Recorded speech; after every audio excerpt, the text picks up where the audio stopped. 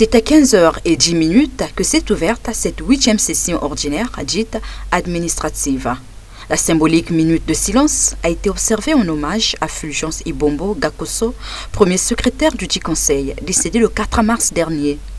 Ensuite, le deuxième secrétaire du conseil, Jean-Jacques Mouabayon, a donné l'ordre du jour. Le conseil départemental et municipal se réunit ce jour en sa 8e session ordinaire dite administrative, à l'effet de délibérer pendant 10 jours sur des questions soumises à son examen par le bureau exécutif selon le projet de l'ordre du jour ci-après.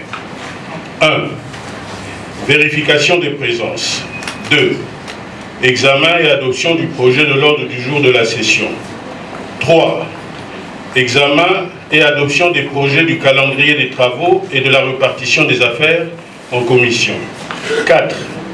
Examen et adoption du compte-rendu de la 7e session ordinaire dite budgétaire du conseil départemental et municipal tenue du 17 au 26 février 2017.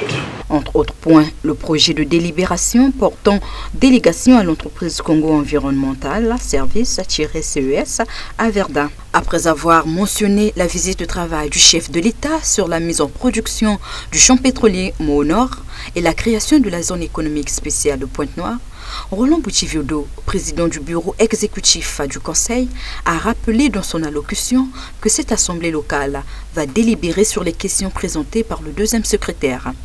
Le président du dit Conseil a également sollicité du Conseil l'autorisation de faire construire un centre multimédia destiné aux populations juvéniles avant de déclarer ouverte la 8e session ordinaire dite administrative.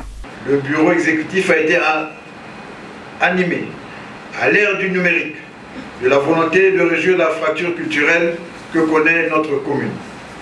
C'est pourquoi il sollicite du Conseil l'autorisation de faire construire un centre multimédia destiné aux populations juvéniles notamment.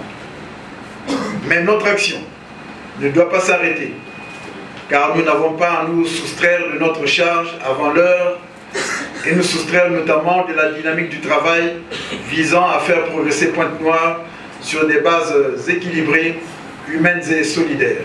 Telle est la conviction qui m'amène à déclarer ouverte la 8e session ordinaire dite administrative de notre auguste Assemblée.